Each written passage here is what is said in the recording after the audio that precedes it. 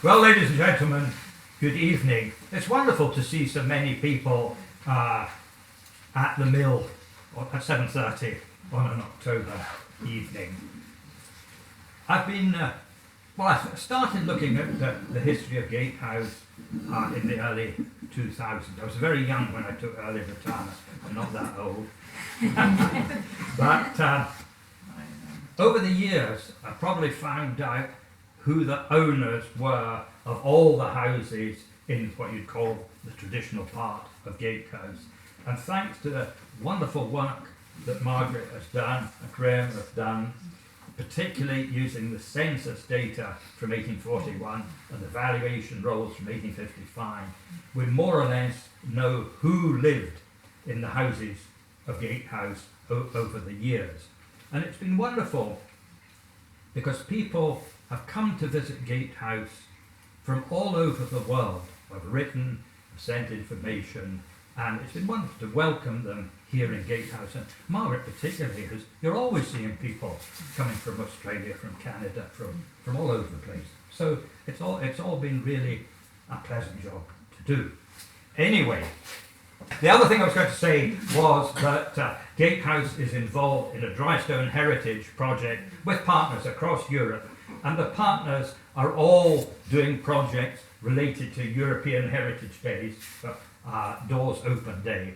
So the theme this year is Windows to the Past, Doors to the Future. So it's an architectural theme, so I thought that would be relevant this evening. So that's really one of the reasons why Ken is doing the film. Gatehouse existed long before Gatehouse, but long before there was a planned town of Gatehouse. And you can see here, you can see Callie, or Kelly. Timothy Pont was a terrible speller. Or maybe just people say Kelly or Goose, because it's called Goose. Yeah, Goose, that was probably how people said it. In 1590, so it was a long time before there was a town. But the town of Gatehouse dates from the 1760s.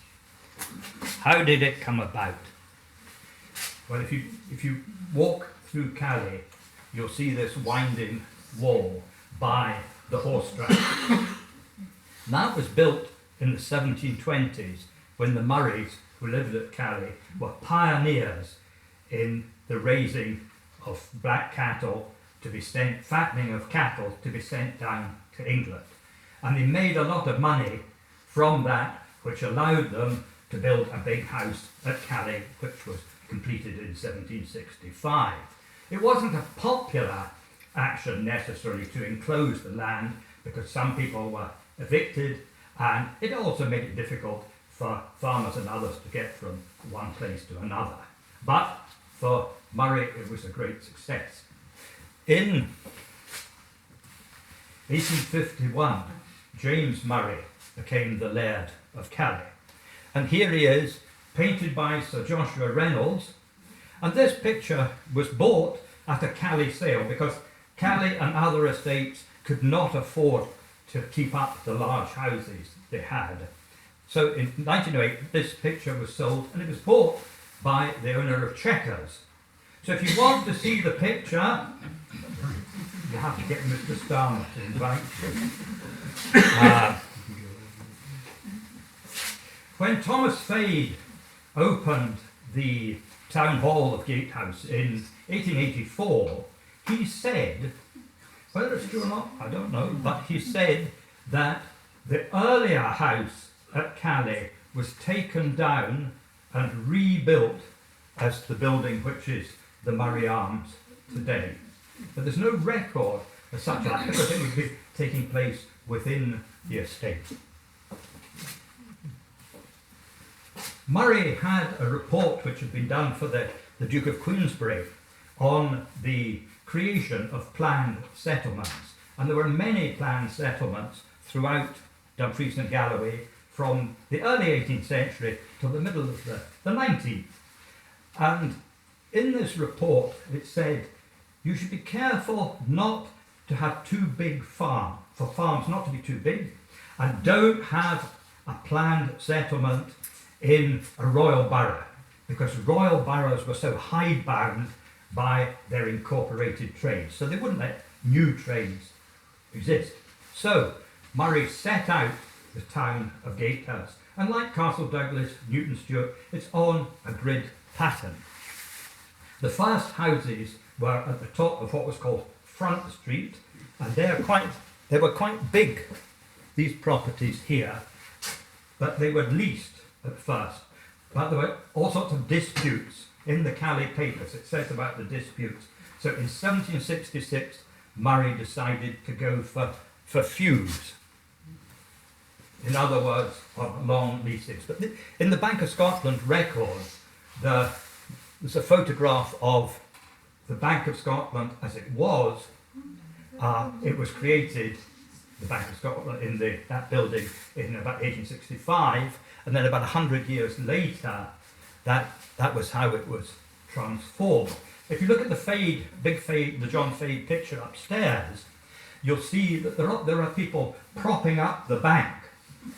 And you can see here there are people propping up the bank. And I always remember when I was a child, there were people propping up the bank, particularly a man with one leg called Stumpy Hay.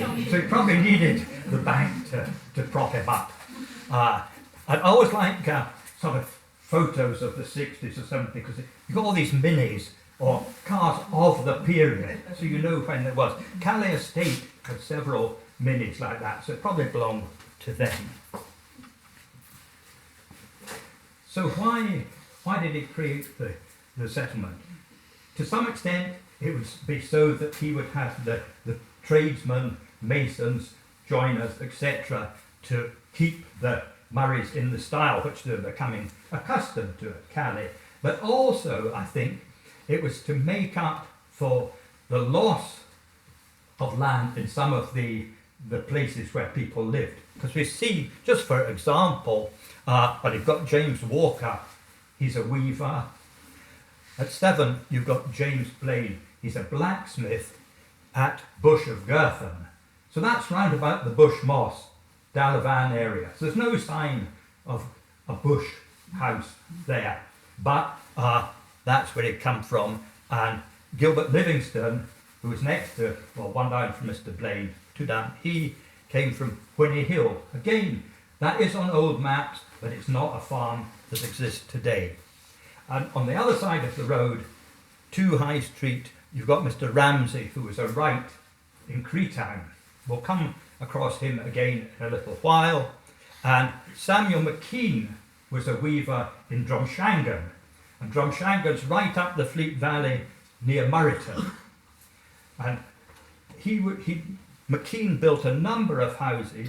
His son Alexander McKean built the Ship Inn, and he built the Masonic building.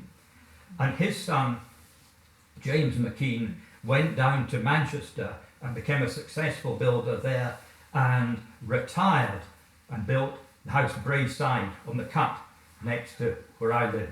And in later years, his granddaughter lived in the same house. So the family had been living there for over 100 years. Building began in what was called Back Street, which is now called Catherine Street. The High Street was Front Street in 1769.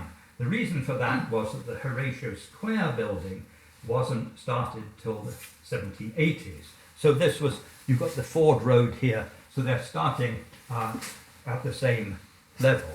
Now, the feuds consisted of the people who'd feud the houses. If you were in the Front Street, you paid threepence per foot. So if you bought a 40-foot feud, that's 120p, or 10 bob in old money, or real money. But the houses in Catherine Street tended to be smaller, and the feud was twopence per foot. All the houses had to be built in a straight line, of one following the other. They all had to have slate roofs. They had to have sash and case windows. There were to be no dunghills in front of the houses, but there could be at the back. And there were to be no 4 stairs in front. Like some of the villages in Fife, you get stairs typically in the front of the house, but there to be no stairs in the houses in Gatehouse. So it's a quite sort of austere structure. So that was really the basis. What I wondered was, I mean, were all houses slate roofed? Well, I have no idea, but in the 1850s, John Fade, he painted a picture of the soldier's return, and he painted another picture called the Old Mare Maggie. But what's significant about particularly the Old Mare Maggie is that the old boy here was called Sandy Ingalls, I mean in real life, and he lived in Back Neilson up Ann Street. So was this him being sketched? Well, he wouldn't be painted outside because they weren't in for that, up for that. Is this, because this building here, Throw building, is the same one as in that picture. So I don't think he'd invented it, but I'd really like to know more people who sat or stood for the Fades. But we do know, like one, that's Elizabeth Pitt, who was the little seamstress. She became a Mrs. Bendel. That was a late picture by John Fade, and it was painted in 1893, and that was the year that Hornell and Henry went to Japan. So even traditionalist John Fade puts a little bit of Japanism into his picture. So he's up with the lads. Just recently, I was sent, just to show how things are always developing, that I was sent these mason's marks. I don't know if you can see the mason's marks on the building there. I've not seen any other mason's marks, but there are quite a lot of houses in the high street being kind of knocked about, would you say, renovated, restored. So it'd be really interesting if anybody else found a mason's mark and see whether there were any that were similar. And another feature of the house there was that it's stone built, but it's faced with brick in the interior. And the few date is 1771. So, were there bricks being made in Gatehouse in 1771? We don't know. But in 1785, when the Buckwhistle family signed a contract with James Murray to build a cotton mill in Gatehouse, they had the right to dig clay nearby Buckwhistle Street, which could be used for making bricks. And the bricks here, I mean, they look very similar to other Gatehouse bricks, which were used in the Buckwhistle building. Murray didn't forget industry. It wasn't just houses. In 1768, he created the tannery here, and in 1769, a brewery. There was a brewery in Gatehouse for over 100 years, until small breweries were really taken over by the bigger ones. And you can see just here there's a blue door. That house there, it's known as the Red Steps, not unnaturally because of the red steps going up, but it's also known as the Wine House. This is not because there were a lot of winos necessarily nestling underneath the house. It's because Murray also set up a wine business so that the gentry of the Stuartry could buy their wine in Gatehouse. But there can't have been enough of them because whilst the brewery lasted 100 years, the wine house was not successful. Take a walk up the high street and you'll see quite a lot of different building features, interesting features, and quite unusual features really for Galloway, because the chemist, the pharmacy here, that style of building is called Aberdeen Bond. Granite, typically of Aberdeen, with the black stone in the between the stones. But interestingly, the house on the other side of the road, it's built in the same way, but it's a much more rustic form of the Aberdeen bond. But that's a better picture of the pharmacy. Now, in the 1870s, the pharmacist, or the chemist as he was John Hall. And he must have been a man with a sense of humour, because he calls his business Apothecary's Hall. So that was, but you can see that this house here, it's a brick built, you see the brick along here.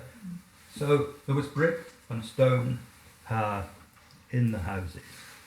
By 1771, the building had got to what we call the well entry here, and about Jardine's shop on the other side.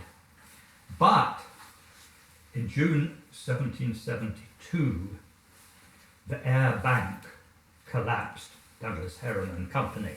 Now, Mr. Murray was a director of the Dumfries Bank. The Dumfries Bank was taken over by the Ayr Bank.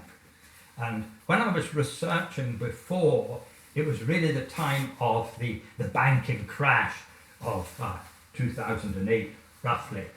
But bankers haven't changed much, because the Dumfries directors, they just gave each other loans. And Murray borrowed £10,000, which is a lot of money if you were paying threepence a foot for your house. And he bought a lot of land on the Anworth side from the Cardness estate. Murray was a wealthy man, so he eventually had to pay back £16,000 to clear himself. But there was a crisis in Gatehouse and a real lack of employment. And in 1774, a boat called the Gale anchored in the Fleet estuary and took a lot of people to the United States, and another boat more in 1775. And on the ship's manifest, it said, "Why did you go?" For the lack of employment. So there was just no employment locally. One of the families that went to America was the Heron family, and they also, the people who lived in the same house were the Henry family. Now we know quite a lot about them. They went to America, and a generation later there was this young American scientist called Joseph Henry. And if you want to know what Joseph Henry did, when I used to do talks, I said, who was Joseph Henry? Father of electromagnetism. A unit of electromagnetism is a Henry. So that's something. And he became the first director of the Smithsonian Institution in Washington. And as a young man, like many people here, he did his family history. It's interesting that he was doing his family history in the 1820s. And he talks to his it's not really so much important what it says. In fact, that it said where the house was, and it was between Mr. Blaine, who we saw before, and Mr. Livingston's house. So we know where it was in the High Street, and also by looking at the deeds, we find that Heron had signed the deeds. And they said that they thought that they still owned the house. But when you look at the deeds, you find that no sooner had they gone to America than the building was sold to John Thompson, who was the factor for James Murray. And then in the 1820s, it was when Henry did his research. So they must have decided that these people left Gatehouse, they couldn't afford to pay the few, right, that's that, we'll sell the properties. Another property was 2 High Street, and we'd mentioned Ramsay, who came from Creta. Now, He built some other houses, and in 1771 he borrowed £40 from Patrick Brown of Barharrow and Margaret Gerron, the widow of Alexander Hewcomb, merchant in Creetown. Well, Patrick Brown was a shareholder in the Ayr Bank. They had each share was a £500 share, and the shareholders had to pay back £2,000, 4 times as much. So Brown was bankrupted, had to sell Gago, where he lived, and Barharrow Farm. And I think that Margaret Gerron, who was Hewcomb's wife, she must have had enough money because they were very prosperous, the Hewcombs, in Creetown. And the son of Alexander Hewcomb was a big owner of ships taking slaves to America, and he was one of the few people, he became an MP, to vote against the abolition of slavery. In 1777, Murray decided it was time to get going, the Gatehouse. Now there's, houses not being built. So he put out an advert, and it said what a great place Gatehouse was, and prosperous, etc. And instead of charging people threepence per foot, he said you can have a few for a shilling. So it was, a lot less you could build your house.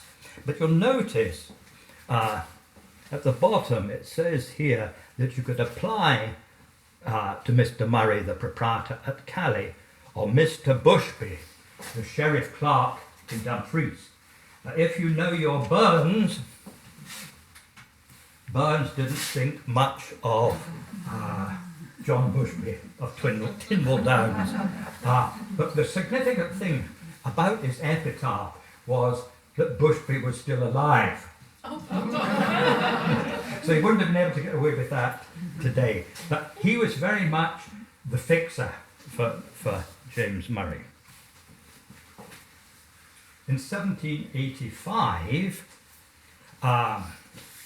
the Birtwistle family, who were drovers, they were big buyers of the local cattle and sheep. They entered a contract with Murray to build a cotton mill, and they built initially this one here, where we are at the moment, and then they built the big one behind. But as you've seen, as you know, the water didn't come from the river. It came from Loch Wynion, right up in the hills. But you can see it's coming this way. And Murray spent a lot of money bringing in Welsh engineers to build tunnels from Loch Wynion. And whereas the water used to go out the far end, the east end, it was diverted to come out the west end, rather than, like today again, it goes out of the other end. So that was a major bill investment, and the infrastructure of bringing the water was significant as well. And the buildings were, I think they were insured with the Phoenix Insurance Company, I think, for about £3,500. So again, substantial sum of money. The picture, the rather naive picture there, can be found for the moment in the Henley Rowing Museum. The Henley Rowing Museum has just shut its doors, so what's going to happen to the 30,000 odd items in the museum? I think I'm going to write to them and say, would you like to give it to the, well, it could come down here. And this is Scott's Mill, which you'll know at the top of Ann Street.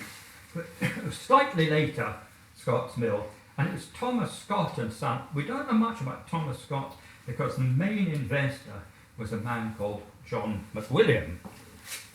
And I just have a photograph, a couple of images by Henry Mole, who was the factor at Calais in the 1860s, and that's the Lade coming down from Lauriston Road. Near you, Richard.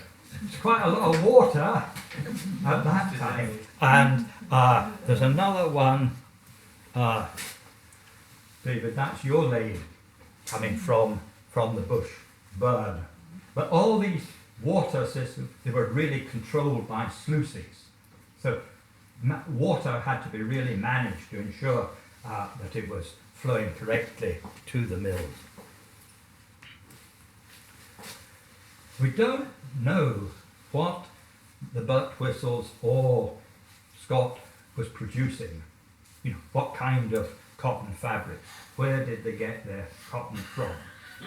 But Thomas Scott and Son, they banked with the Bank of Scotland in Kirkcudbright. And that's a record, that's the Bank of Scotland cash book for Kirkcudbright. And you can see that Thomas Scott signs the account in, I think it's 1793, I think. But John McWilliam was the main shareholder, and the bank's agent kept a journal, and it said that in about 1808, McWilliam spent a lot of money on his daughter's wedding. That was very nice. But he also took a lot of money out of the business and founded a spinning business in Bangor in Northern Ireland. And in 1811, that business went bust, and that had a knock-on effect of leading to the bankruptcy of the Scots Mill in Gatehouse, which by 1820 had become the sawmill for Cally. But that's the model from upstairs, and you can see it's you know how it is with the, you've got the tannery there, you've got the mill buildings there, and you've got the streets here with these big gardens, because the feuds were 150 foot long, and even Birtwhistle Street, which was the workers' houses, they had these long feuds. The houses are very simple. People coming from Yorkshire, Lancashire, oh, it's just like a street in our town, but they're not back-to-back houses. They've got these big gardens behind, so maybe they were able to grow their own vegetables. Just coming to Fleet Street, this is 29, 27 and 25, was also a cotton mill, which was started going about 1793 by a man called John Papple, who was a surgeon in Gatehouse. But he seemed to have relied on the bills owed by his clients to get the capital, and that wasn't enough capital to run a mill at all. And in 1795, his business failed, and those houses became private houses. But you'll notice the very fancy metalwork on the water and the Rhone pipe and the down pipe. And that is typical of a ship owner's family. If you go to a town, seaside town with lots of skippers, it's a bit like, I think, when council houses were privatised, you had to have a new door. You know, you knew it wasn't a council house anymore, so you knew a ship owner lived in a house if it had that fancy metalwork. And indeed there were people called Belford who lived there, who kept ships, coal merchants and others, and they owned that house. And that's it's I don't know, probably 50s, 60s photograph of what is now the Bank of Fleet Hotel. The reason I'm showing that photo is that is Mr. Alexander Birtwhistle's house. So it's the biggest house in the High Street, as befits the big entrepreneur in the town.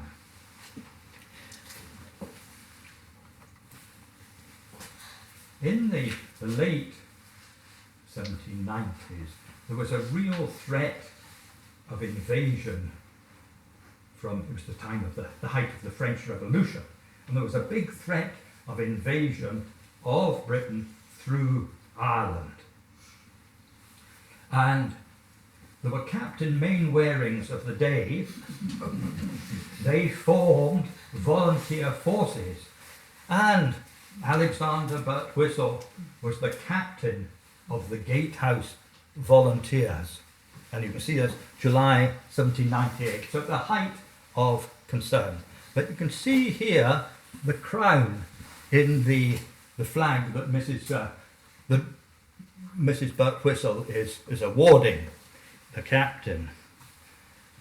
Not so long ago, somebody dug up in Fleet Street a volunteer badge. And it's got the same, it's got the same crown on it. So it's a substantial badge that the volunteers in Gatehouse wore. When Alexander Birtwistle died in 1810, he had 10,000 sheep round about Poolew, Inverewe, Letterhew, up in Ross and Cromarty. They were entrepreneurs. They decided that cotton wasn't the thing.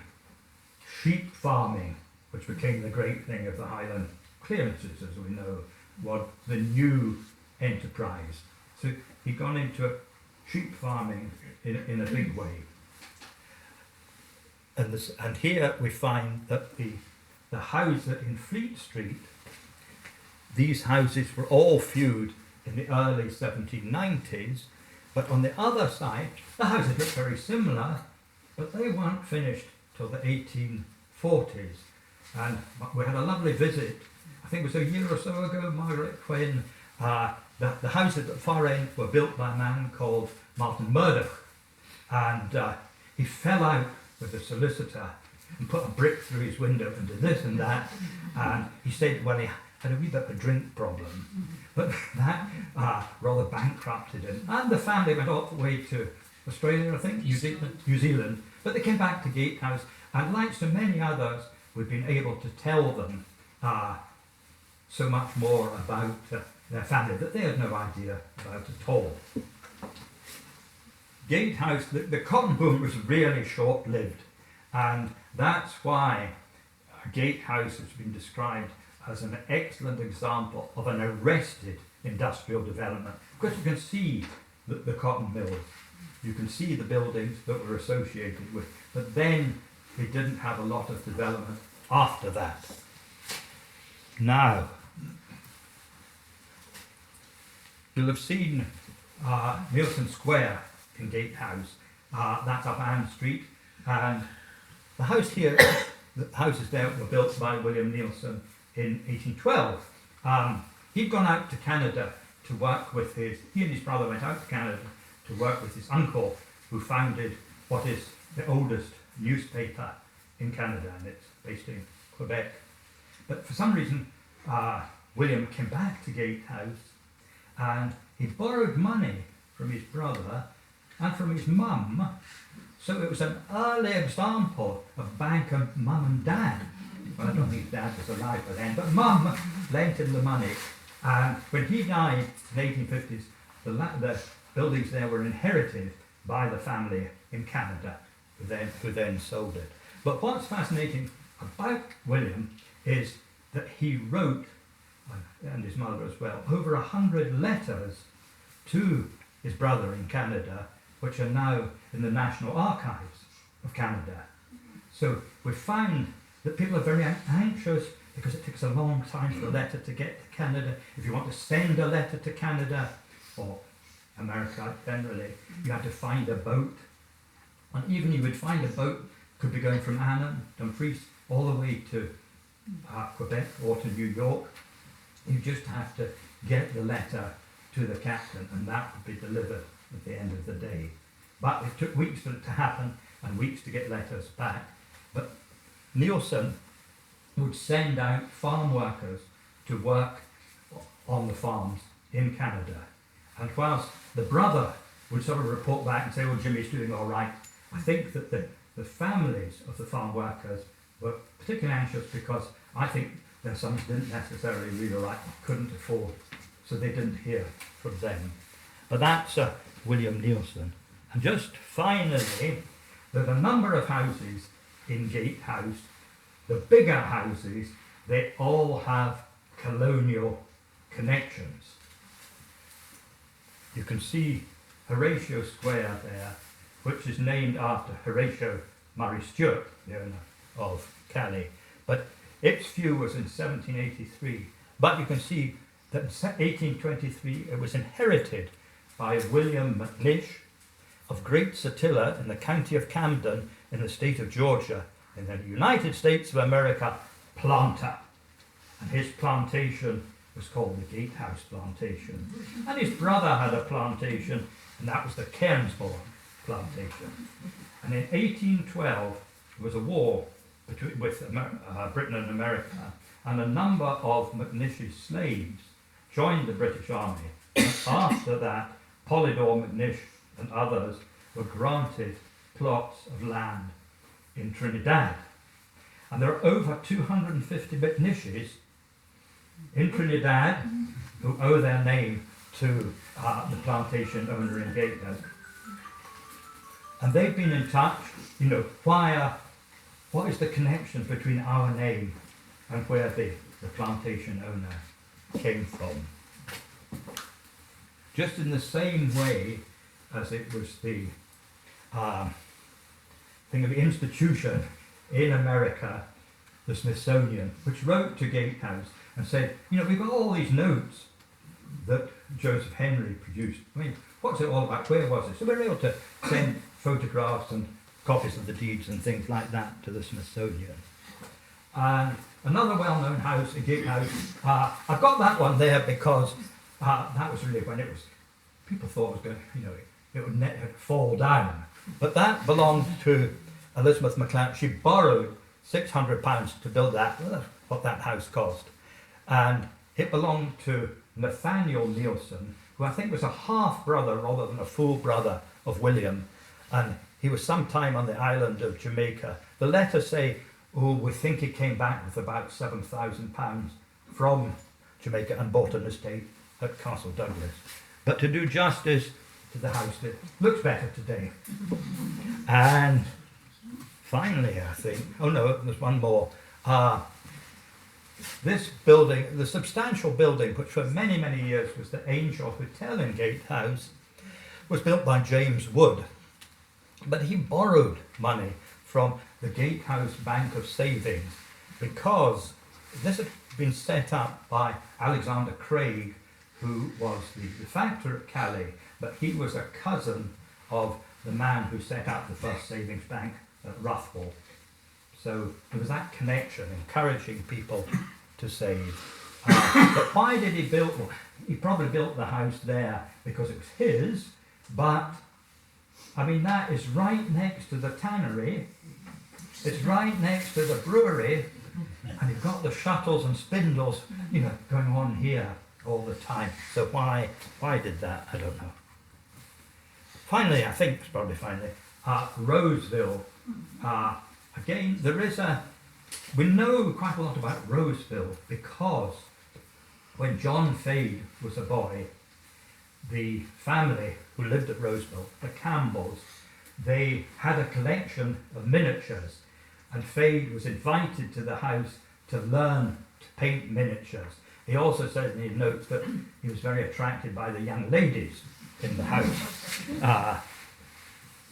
And there's a nice drawing of William Campbell. I think that's probably in the 1840s when John Fade was slightly older. It's consistent with other drawings. But this one, you see that this one is much more naive.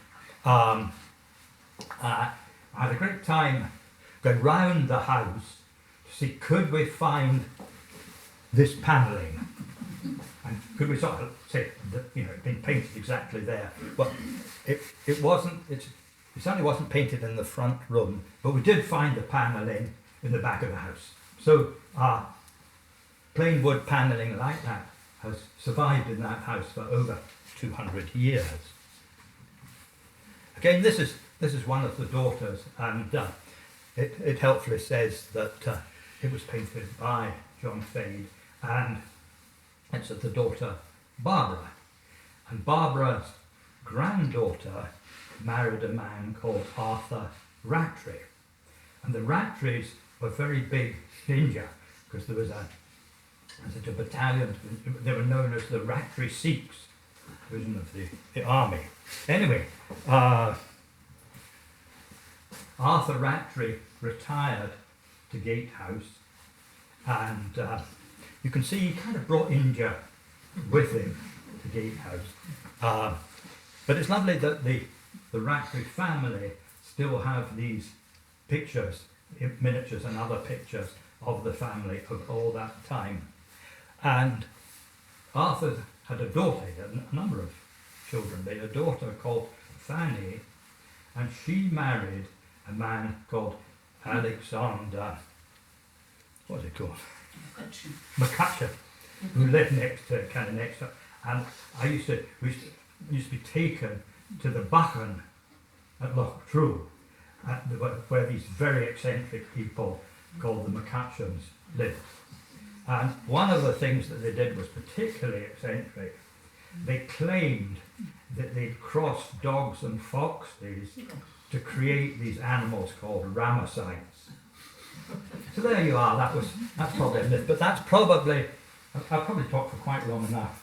No, please carry on, I think we're all well, there you are. spellbound.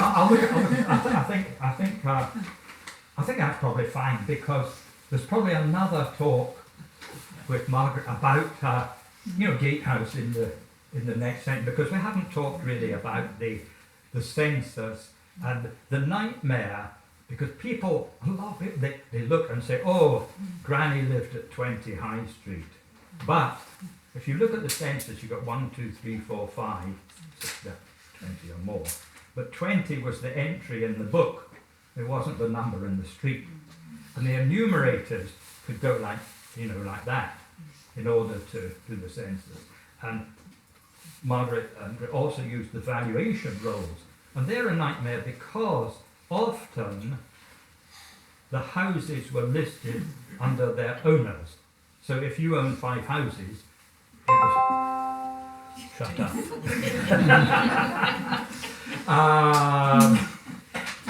And also, the valuation rolls didn't include rents under £6 a year. So it was difficult to incorporate those with the census. House numbers. Or there were no house numbers in Gatehouse till 1950s roughly. If you lived in a house like Braeside or whatever, you would know. But the wonderful work that Margaret did. So go and have a look at the website, the Gatehouse Folk website, and you'll find all the information you need to know about Gatehouse. Thank you.